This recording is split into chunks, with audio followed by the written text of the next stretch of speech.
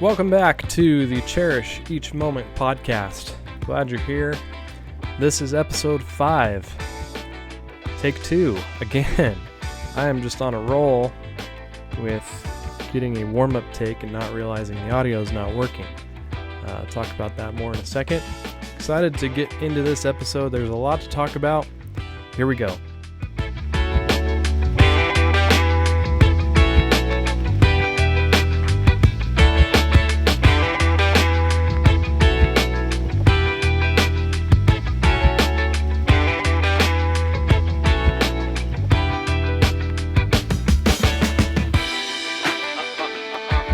So that's right, I did have audio issues again, and I'm blaming FedEx on this 100%. And the reason being is I do have a new setup that I'm building here to record this podcast, and very excited about it. And the microphone that I ordered was supposed to deliver today, and I actually held off recording the episode so that I could have the microphone. And like I said, it was supposed to be here today, but FedEx dropped the ball. And I could not tell you where in the United States that microphone is right now. So, kind of frustrating, but I'm glad and I'm thankful to have the equipment that I do so that I can at least get the episode out to you as soon as possible. So hopefully the next time I record an episode, it will be on the new setup. And the nice thing about that is editing will be a little bit easier, save some time. And I'll be able to record a little bit easier and better quality on location with other people. So lots to look forward to, and I can't wait to do all of that. But want to get into it here. Like I said, I got a lot to talk about. Had a lot of fun things go on in the lawn this week. Started off with the forecast showing record temperatures for the weekend. And I decided that I wanted to get the fertilizer down that I was planning to put down that weekend beforehand. So once I water it in, I would be able to, have the warm temperature, heat up the soil, break it down, all the magic's going to happen. We'll get a faster green up. So I did all the work on Thursday. So it could be ready to go by the time we saw those record temperatures over the weekend. And so, yeah, that's what happened. Put some fertilizer down, got the flagship from Yard Mastery down in the yard and front and backyard. I'm not really going to split up the front and backyard applications this year like I did last year. I ran Pro Pete exclusively in the front yard last year to test that out and see what it did. Super happy with it. But this year, whatever I decide to put down, whether it's Pro Pete or Yard Mastery, the front and backyard are both going to get it at the same time.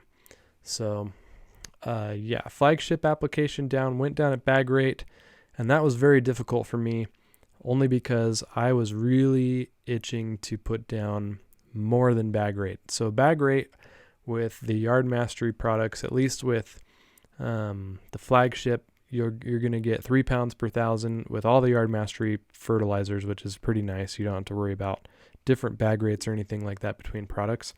They each serve their own purpose with that bag rate, and they're designed to work well with that bag rate.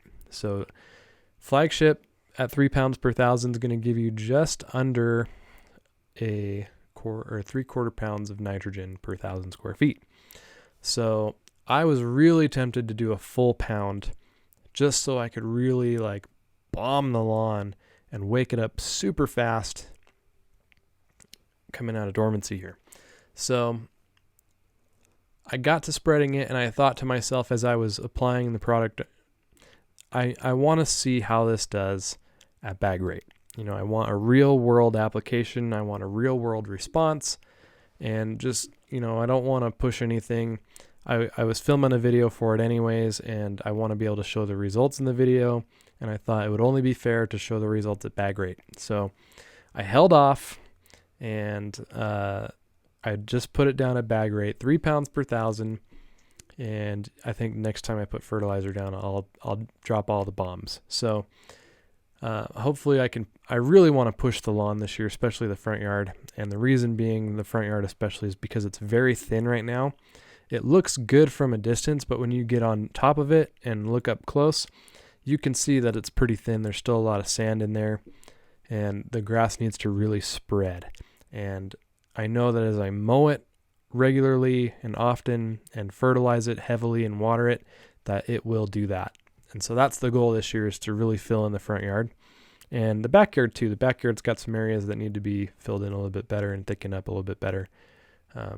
The yard's been through a lot over the last year and a half. So still in recovery mode in my opinion, but it really does look very, very good.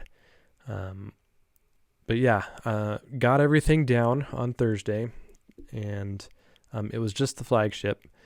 I had the pre-emergent down the week before, and ran some water to get it watered in a little bit. We had the near record temperatures over the weekend as expected. And to give you kind of an idea of this teasing season madness here that I talk about so affectionately, we go from record temperatures over the weekend to a pretty crazy windstorm Monday night, and going into Tuesday overnight, it snowed. Nothing to really stick to the ground, but we did get some rain, and it did turn into snow overnight and into the morning on Tuesday. And so we did get a little bit more moisture, which is, can't complain. We need as much as possible. I think the ski resorts even got an extra foot of snow, which is great for our snowpack. And yeah, the grass is responding. It's starting to respond. It's still got a little ways to go, especially the backyard. The best part of the backyard is all the new stuff I put in last year, and the color is just beautiful. Really digging the color that the grass is displaying as it's coming out of dormancy in both the front yard and the backyard. It looks really, really good. And as it becomes 100% gone from dormancy, whatever term that is, it's going to look great. And I can't wait to implement my strategy throughout the season. I've got a whole video on my soil test results and a blog post, and obviously the episode with John Perry just kind of puts everything into perspective, what I plan to do this year, and I'm ready to go. So I just applied fertilizer a week ago, and I'm already ready to do it again. But we're not there yet. It's going to be another few weeks, obviously, before that. Another thing that I did was, and I did tease this last week, but I'm at a point where I'm willing to talk about it a little bit more, but I don't want to have any spoilers. But I am testing a new smart sprinkler controller that is more on the affordable side, the budget side, and I'm really happy with it. It's the Wise sprinkler controller, and if you're familiar with Wise, they have quite the ecosystem of products, from cameras to vacuums, to light bulbs, motion sensors, door locks. They've got a lot of things. But they came out with a sprinkler controller last year, and I was really anxious to get one, but they sold out. So I kept my eye on things, and once they became available again, I snagged one, and I wanted to compare it against my Ratio that I've had for several years now and have been incredibly happy with. Zero complaints. So I installed it a week ago, maybe 2 weeks ago, and I've just been taking my time with it, making sure that I documented how the setup went, how programming the schedules and all that stuff goes. I want to make sure that I have a decent review that I can share with you, and that's one thing that I'm really trying to be self-conscious about as I do review videos, is to kind of avoid the first impression.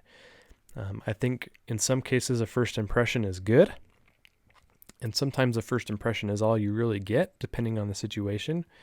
But if I can afford to, if I can take my time with something, then I'm going to, because I feel like when I personally watch review videos on YouTube, I want the whole experience. I want the whole story.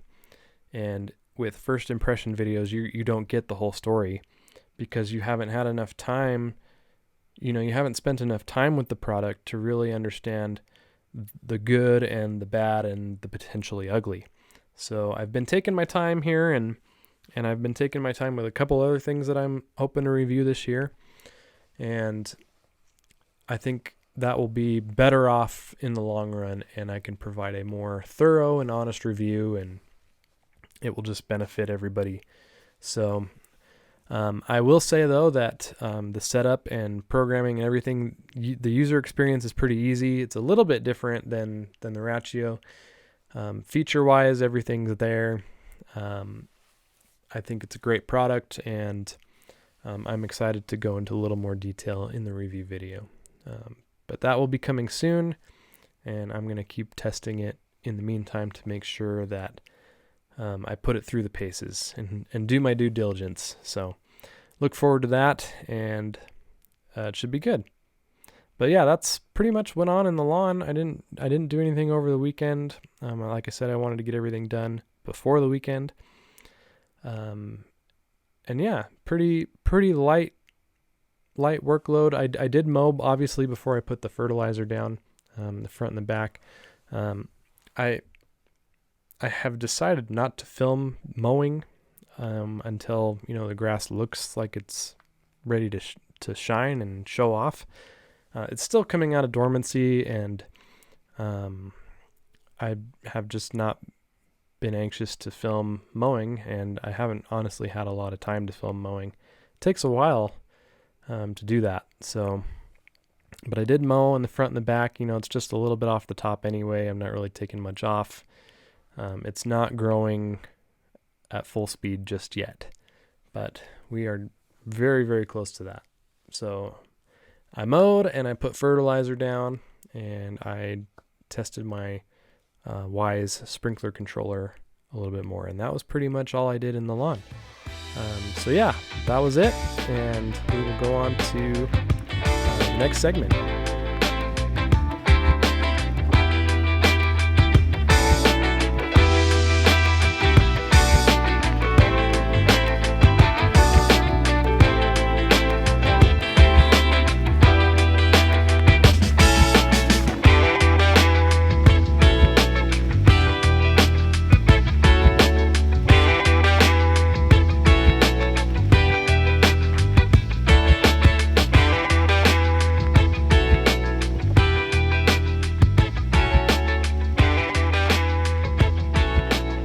So I do have a couple of lawn-related events to share and talk about today.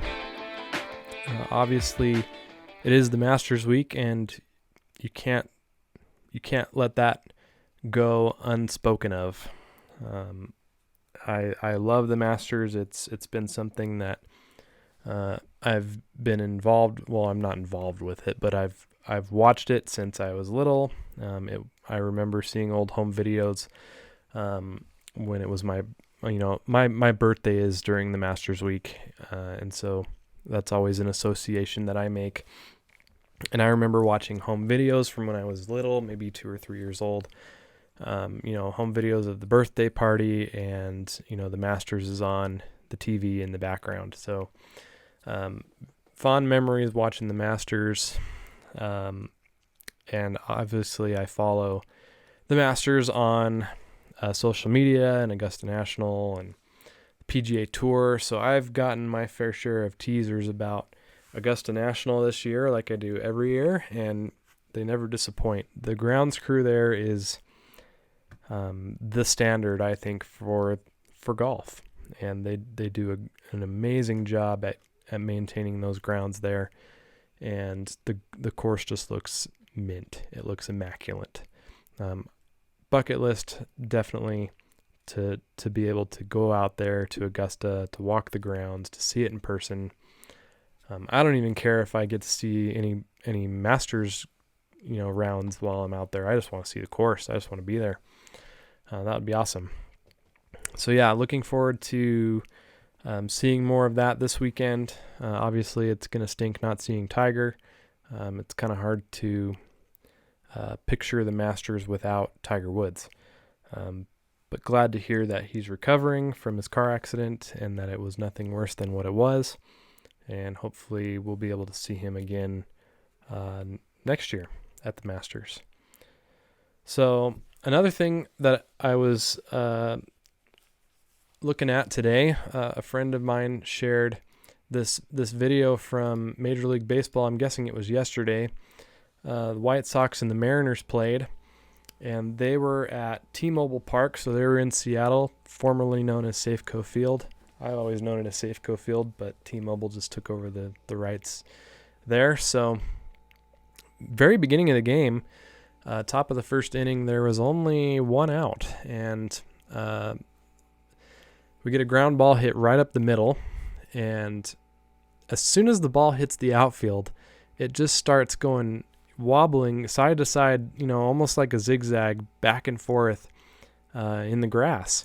And it's just really fascinating. I have honestly watched this loop at least over 50 times.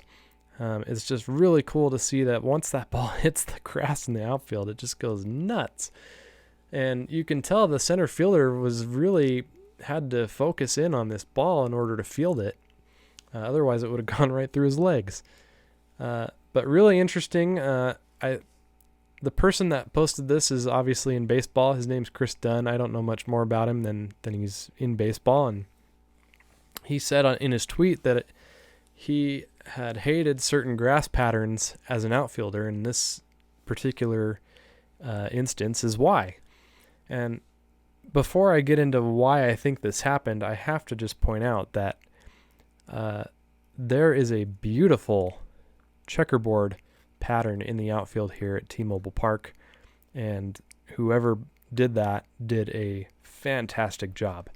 It looks so good. But I guess I'm curious to know what you guys think. So if you have any ideas, shoot me an email, jimmy@jimmylewismows.com, and let me know why you think this happened. Personally, I think that it could be one of two things or both. First of all, obviously, the ball's got spin on it when it comes off the bat, and that's going to affect how it behaves once it lands on the ground. Whether it takes a big bounce or whether it just kind of, if it has backspin on it, it's going to behave differently. But this is quite something. I think that the stripe patterns in the grass and the way the grass is laying down in multiple different directions, I can see at least three different directions that the grass is laying because of the way the lights are reflecting off of it. You have different shades of green. And the ball does cross over each different shade and goes a different direction. And yeah, so I think that the way the grass is laying down and the spin on the ball has everything to do with why this happened. Really fascinating. I'll put a link to this video, the tweet with this video, in the show notes, the description, so that you can check it out as well. All right, so I'm super excited for this next segment here. I'm bringing back another portion of my time that I spent a couple weeks ago with John Perry. Obviously, I went up to his house. If you remember from the last episode, I went up there to talk about my soil test results, but he was also right in the middle of sharing his videos about the research and the studies going on around aerate and the results that he was getting from that. And so I thought that it would be pretty beneficial to ask him about that and to have a little bit of a discussion around aeration practices as a homeowner and things like that. So I thought it would be good to, kind of talk about, my perspective on aeration and, his as well. And obviously, having a liquid aeration product that he owns and sells is kind of a big deal. and it's created a lot of buzz in the community, and there's lots of people that have different opinions on it, and there's several companies that have competing products, and as far as I know, his is the only one that's been studied, and he has data around it. So super interesting. I think it's fascinating, and I think that having that kind of information makes it easier as a consumer to want to purchase it and use it. So I'm curious to see if any other companies with similar products do similar studies, or if they already have, if they publish those studies and make them known, because I think personally that if you have studies with results that are positive, more people would be inclined to purchase the product because they would expect similar results. But anyways, I want to share the conversation that I had with John about that. And that'll wrap up the segment. All right, so you are in the middle of, 2/3 of the way through your series on the results and the analysis of the study you've been doing around your aerate product. Yes. I'm curious to know what your reaction is to the response you've received towards these videos. It's been overwhelmingly positive. Really interesting. Most of the feedback has been like, so I can use it this way and get, this result, or stories. I've been using it for 2 or 3 seasons and my ground is noticeably softer, or, I didn't even need to see it to know that it works. Things like that. I would say that, like from a percentage standpoint, probably 2% and maybe less, maybe 1% of the comments are more towards the, I don't want to say trolling side, but to the challenging side. And it's more people who don't necessarily, I don't know what they're committed to, if they just don't want to see it work or they don't want to hear that it works, or I can't quite figure that out. I'm trying to break that down a little bit more. But my goal in communicating all this is to show where the tool fits in the toolbox, not that every other way is bad or that this is so much better. It has nothing to do with that. It's like, here's the comparison and here's the data. Choose what you want to do with it. Mm-hmm. That's really it. So that's the ultimate goal for you, that at least the idea that you want to communicate to your viewers. Sure. And I think that there's some fun little metaphors that you could put in here. I mean, I sort of think about it like this. For the longest time, everybody had a landline, right? It was a telephone. And the telephone did its job. And guess what? The telephone on a landline still very much does its job. It's extremely stable. It's extremely predictable. You know how it works, and it works well. So then you move into something that has some different features. You have now a cell phone that also can take pictures and do all these other things. It doesn't mean that it works better by any means. In fact, most of the time, it's not as good. I don't hear a single person yelling at their landline, "This stupid phone." That doesn't happen, right? So you pick up some additional features with the technology, but there's always this one to rely on. You have this method. It's not going anywhere. So all that you're really doing is bringing some added benefits in a much simpler way, a more portable package, if you want to call it that, something that anybody can do without, hauling around the bulk and make an impact. Right. And I think that's the thing that draws me most to it, because up until recently, until I've really been exposed to the things that you've been sharing, my whole thing is the liquid product supplements the mechanical practice, right? And sure it does, and we've seen that. Yeah. But I'm starting to get more off the fence, being in both camps, and really more open to trying just the liquid products. Sure. I think there's a lot of people in that mindset now, but I think that the importance of mechanical aeration in residential, and I want to be very specific when I say that, in residential lawn care, the importance of it has been overstated. Mm-hmm. There is 100% benefit, absolutely, but we just don't have the high maintenance turf that was really needed for, right? So aerators are hugely important in golf. They're hugely important in sports fields. They need to be used. They need to be part of the program.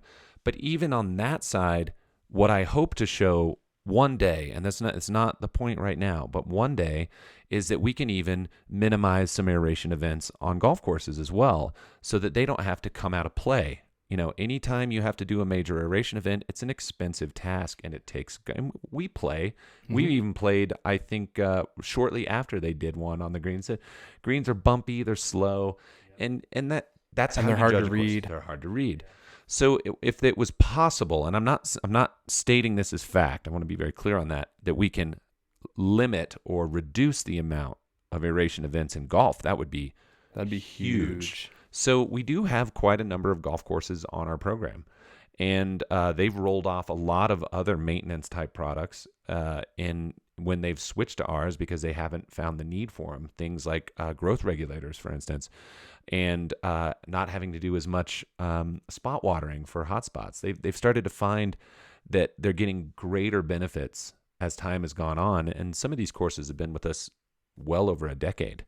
So that's been pretty neat, and I think this is another tool that will end up there. But for the homeowner, you're getting some pretty amazing benefits in a spray that takes a few minutes. Yeah. That's really cool. And so that's more for anybody, my professional applicators that are out there, that's what they've seen. They don't have to send aeration crews out. They don't have to repair anything. They don't have to get the calls of all the mess. And they see the value from their customer's perspective, where if they offer it and they never offered it before, they have a 90% conversion rate first year. That tells me that the market wants something better. Right? For sure. Well, and even translating that to the homeowner's perspective, you don't have to go to the Home Depot. Even if you don't have a truck, right? You got to get a truck. You've got to go to Home Depot or wherever your rental is. You've got to get it in the truck or on the trailer. And then if you're like me, you're coordinating with your neighbors to save money on it. And you've got all the logistical expense there. Yep. And then you've got to get it back in the truck, and you've got to take, it's hard. Yeah. And we haven't even talked about using it. No. It kicks your butt. It does. It's a challenge. It is one of the biggest events of the year, at least for me, because I have a larger yard. Yeah, you do. And double pass aeration, it's going to kick your butt twice as much. That's hours. Yeah. That's hours. I usually plan the whole day when I'm doing aeration, because sometimes I'll add an overseed to that. I'll usually put fertilizer down. Sure. And other products as well. That's a busy day. It's a really busy day. Mm-hmm. And being able to take the most taxing step of that out of the equation is a game changer. I think that was a big pile of snow that just came off my roof. I think that for the professional side, and again, I can go back to my roots on this. The last time I ran an aerator. And that's my next question for you. Okay. Have you ever run a mechanical aerator on your lawn? Yeah. So in 2004, okay. That was the last time I ran one. Was that here? No, that was in Salt Lake. Okay. Oh, yeah, well, it's not here, but it's in Salt Lake. I had a lawn down there, and I rented one, and my soil was awesome. And I did it just because of basic practices. Mm-hmm. Mainly just because that's what you were supposed to do. Yeah. It was just, you're supposed to do it. And I got it, and I ran the thing, and it was a Clausen. It was a pain in the butt. And I'm like, man, there's got to be a better way. And so I was already doing like my spray service at that point. And I remember one year, and I want to say it was like 2006, we had like 230 aerations to do. And I didn't own an aerator. Mm-hmm. So I saw a sign on a telephone pole that said $25 aerations. And I called that number. I was a young kid, eager. And I said, how would you like to have 230 lawn aerations to do? And he's like, I don't know. I said, I will give them all to you. And I will give you more than you're charging now to do them all. And I gave them all to him. And I watched him do it. He did a good job. And he was practically crying at the end of like 4 weeks because he was so beat up from all of these lawns. But he'd also never made that much money before. Mm-hmm. And it was, again, the same thing. Like, there has to be a better way. And what I started to notice on my lawn care customers was the soil was just so loose from the program that I was running that I didn't feel like it needed to be there. So now it's like, okay, you're making the right choices for fertility and for soil amending, and it's coming out right. Is this going to be something that could be problematic to introduce a product or a technique to professional lawn care that essentially could affect their earning potential. Yeah. So for most of them, it didn't, right? So for like 10 years beyond that, or maybe eight or 10 years, all the professionals using the products were so happy when they ran their aerators because it was so easy. Mm-hmm. And that was a big really deal. easy money, right? Right. It was easy because their soil was softer because they'd been running the products. So they were getting all these benefits and like, oh, this is great. You know, I don't really want to let people know that I have sort of a secret in the bag. Yeah. And I think that's important too. You know, all of this comes down to economics. I don't have anything against aerators. Never have. Aside that I just don't want to run one. Yeah. Right. I mean, that's the only reason. And it's not like I can't. I mean, I've been on ride-on machines. I had a super aggressive one that I could stand on, that drum rolled everything. I mean, it was awesome. And still, what? Why? You know, if you don't need it, do you have to do it? Probably not. You're just following along with, you know, what's sort of been told and not necessarily taught or learned. Right. Right. And even your own current situation, right? Mm-hmm. And that's the thing for me is, after having used aerate Mm-hmm. over the last several years, probably 3 years now, I've been using it consistently. One thing I noticed when I collected my soil samples this last time is there was a noticeable difference in how soft the soil was. Yeah. And I couldn't help but attribute that to obviously, I have been aerating every fall Mm-hmm. for the last 3 or 4 years. Makes a big difference. But I've also been running Right. your product. So I thought that was really interesting. And, you know, coming from when I started, heavy clay, Mm-hmm. compacted soil like we have here in Mm-hmm. Utah, it needs that. Right. It needs it. And it's obviously working. For sure. And I think, again, a lot of this is just coming to inclusion of more practices, of things that you can do that are super easy, that'll make an impact on your overall workload later. And there's again, huge benefit to running mechanical aeration. And it was really cool to see the data on just what the aerator did. And I can tell you beyond the shadow of a doubt that the aerator that we used out there is nothing like anybody is getting on any lawn around here. Right. You know, running across a 1/2-inch ground that was set up to be more like sports field is a totally different scenario than cutting through a lawn. And this is pulling 4-inch total cores, where most around here, whenever I ask, like, what do you think you're getting? They'd be like, sometimes 2 inches, sometimes 1 inch. It has to cut through all this crap to get down there, so it doesn't do the same thing. So, you know, you have to ask yourself, how much of an impact are you getting deeper anyway? You're getting some other really cool upper level results where you will get the stress that's put on the turf is going to add more rooting for sure. And, you know, thatch reduction 100%, because when you expose any soil and you expose those surfaces to the atmosphere, you have an automatic carbon loss. And if you expose anything that's tucked under there that could be, you know, that didn't have air before, microbial interface and just, you know, atmospheric loss is going to happen. And so that's how you get that thatch reduction. But you lose some stuff too. So if you pull cores and then you remove them from your property, you've changed your whole volume of soil, even though it's a small amount. But that also impacts your total population of you know, microbes and bacteria, everything else in the soil. So you've changed that. Now, does it rebound? Absolutely. But you've made a change. And you've changed how much water could potentially be held in there because you've removed some stuff that should belong. Now, let's say you don't remove them and you leave them on the soil surface. You're going to pack the ground back out because now they're exposed, and then you have to run back over them and smash them, and all you're doing is recompacting what you just pulled away. Yeah. So it's interesting. There's always something to gain and something to lose in anything we do. Yeah. Yeah.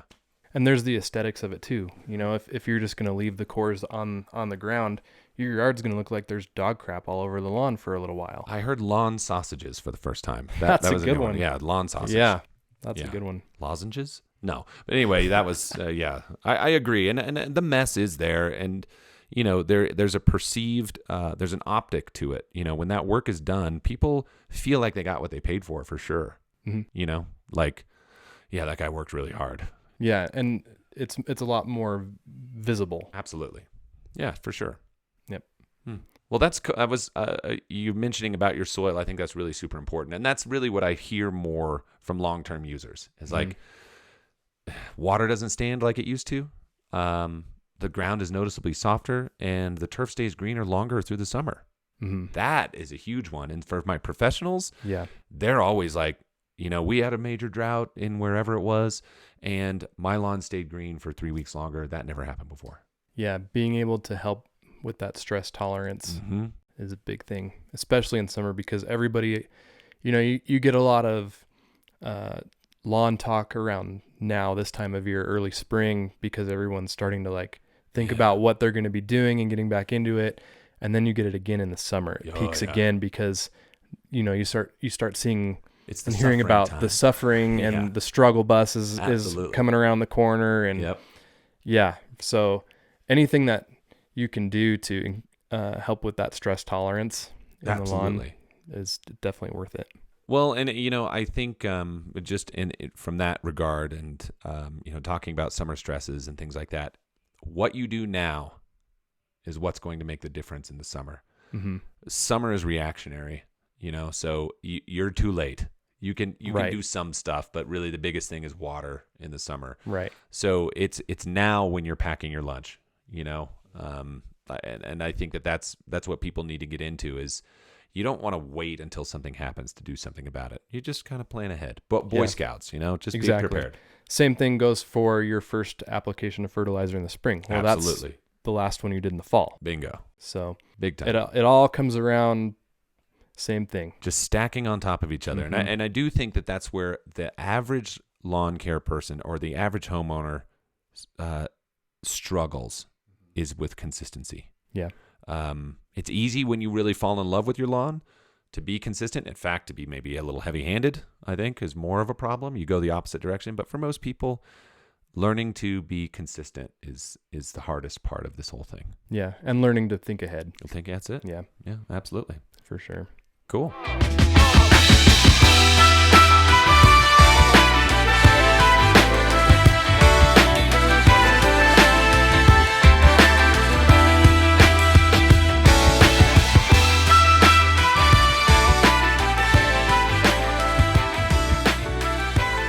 All right, there you go. I really am thankful that John allowed me to go to his house and talk about not only my soil test results, but a little bit about aeration as well. I hope that was fun for you to listen to. I hope that you got something out of that. I thought it was a really good conversation. And again, if you haven't had a chance to watch John's video series around these studies on aerate, it's at the University of Georgia, I think. And I think there were 3 videos total on his channel. Lawncology is his channel, if you're not familiar. And you can go find that, and I'll link that as well. And check out those videos. They're super interesting. And yeah, like I said, when I was talking to John, I am really leaning towards ditching the mechanical aerator this year and just applying aerate and using the liquid product. I don't see a lot of compaction in my soil anymore. I've mentioned previously that when I took my soil samples, the quality of the soil looked better. It looked like topsoil to me instead of hard, rocky, thick clay. And it was easier to get a soil probe down there and pull out a sample. So I'm seeing benefits personally, and I'm going to continue to use the product. I've already put it down once this year, and I'll probably be putting it down here in the next week or two again. I have no problem putting it down, regularly in the spring and the fall, 2 to 3 times in the spring, 2-3 times in the fall. And that should do it, over the course of, several years of using it.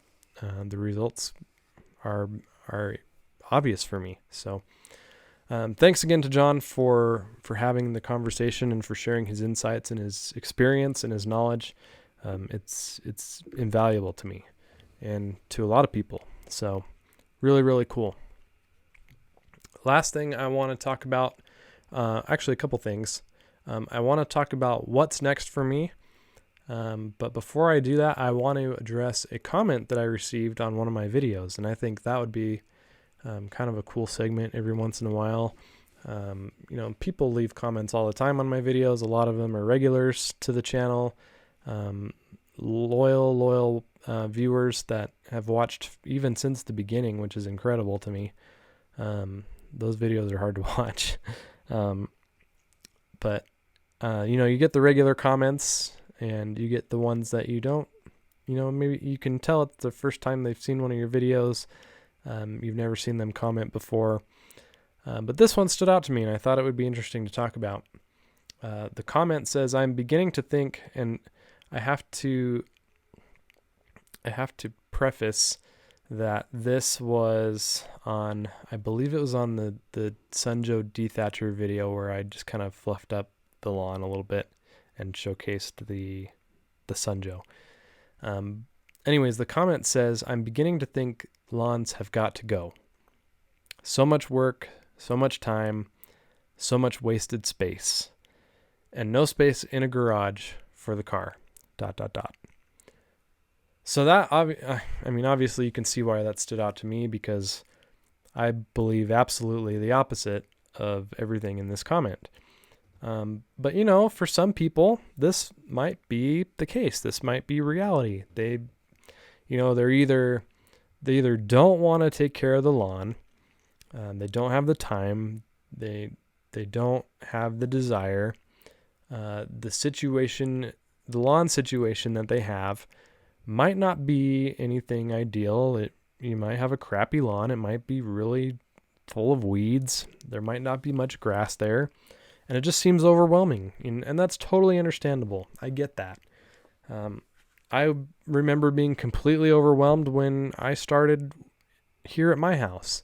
It was really nice when it was first built and everything was, had that final grade on it. It wasn't a finished grade. And I will tell you that until I move out of here. It wasn't a finished grade and I didn't know any better. But there were no weeds when it was done. But after we moved in, we took our time. We didn't really know any better.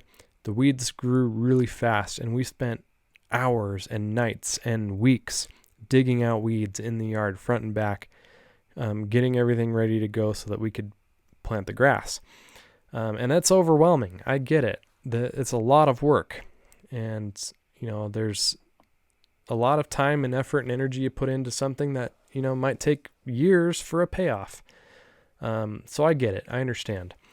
And many of you, especially who listen to this podcast, know how much time and effort goes into growing and maintaining a nice looking lawn. It takes a lot, and being consistent is important. So lots to keep in mind. And I'd like to give the benefit of the doubt to this person. I hope this wasn't meant as a blanket statement for everyone. I'd like to think that he was just kind of thinking out loud. But the way that it's written, I've got a feeling it's a general statement because he pluralized lawns. I'm beginning to think lawns have got to go. So that's not just their lawn. That's everybody's lawn has got to go. And I'm not okay with that. I gotta disagree. People like me enjoy that work and enjoy the payoff. And I've said before, I find therapy in taking care of my lawn. The payoff for me is well worth the amount of time and energy that I spend out in the yard. I enjoy it very much. It's my time to think. It's my time to plan. It's my time to create, because I make the videos. And I really need to make that clear. And it's important. And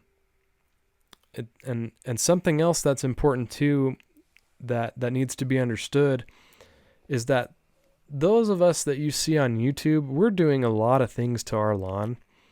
And, there's tons of mowing. We've got the dethatchers, sand, aeration, spraying products, all the things that you see us do. There's tons of different things you can do to the lawn. And I have to tell you that you don't have to do all those things, especially every year, to have a nice looking lawn. You just don't. obviously you need to mow regularly, you need to water, you need to fertilize, but you don't need to do everything else all the time. You can still have a good looking lawn. But the point I'm trying to make is that as a creator, as someone that likes to make videos about the lawn, I want to be able to show people that watch my videos different options. And I think that can be misunderstood in a sense. People see that and they think that they've got to do all those things too, so that they have a lawn that looks like mine. And that's just not the case. I just want to provide examples of things that can be done to either improve circumstances or solve certain problems. You don't have to do everything you see your favorite YouTuber doing. You don't. But yeah, there's people that just don't want to take care of the lawn anymore, and I get it, and that's fine.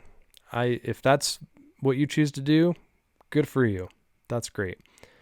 But I don't think you need to generalize that for everybody, because the rest of us actually do find joy in it, and we find therapy in it, and it's good for us. And I am trying to remember to enjoy the lawn on its own anyways. I've been trying to spend more time with my kids out in the lawn, and lay in the lawn and just sit in the lawn, actually enjoy the fruits of my labors. And I think that's equally as important. So, and for the record, I can still fit a car in the garage.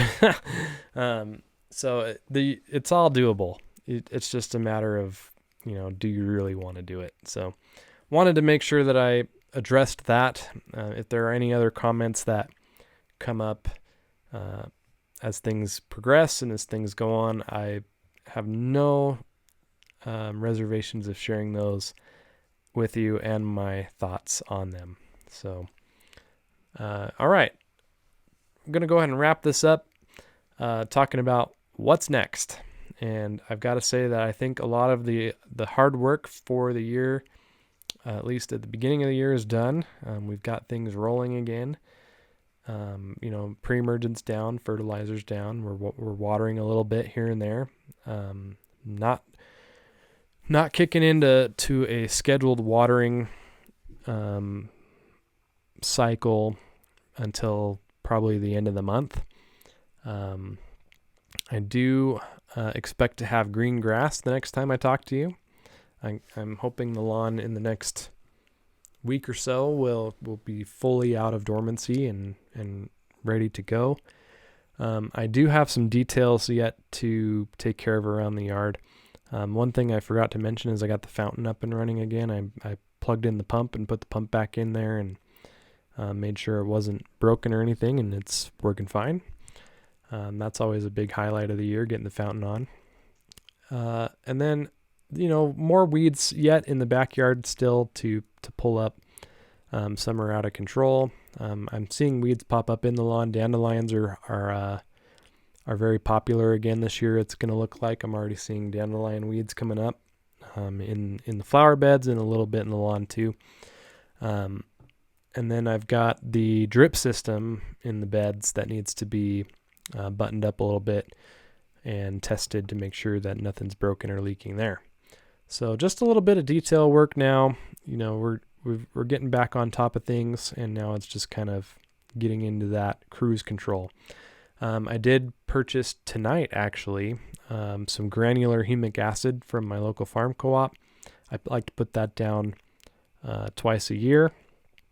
That is a locally mined humic acid. It's granularized. It also contains a little bit of sulfur and a little bit of iron, which is good. I need all of that. So looking forward to putting that down. Probably won't get it down this weekend. I'm going out of town. But we'll probably be getting it down over the next week. So we'll be playing catch up probably early next week to make sure that I get everything done that I would have gotten done over this weekend. But yeah, the granular humic acid's going to go down.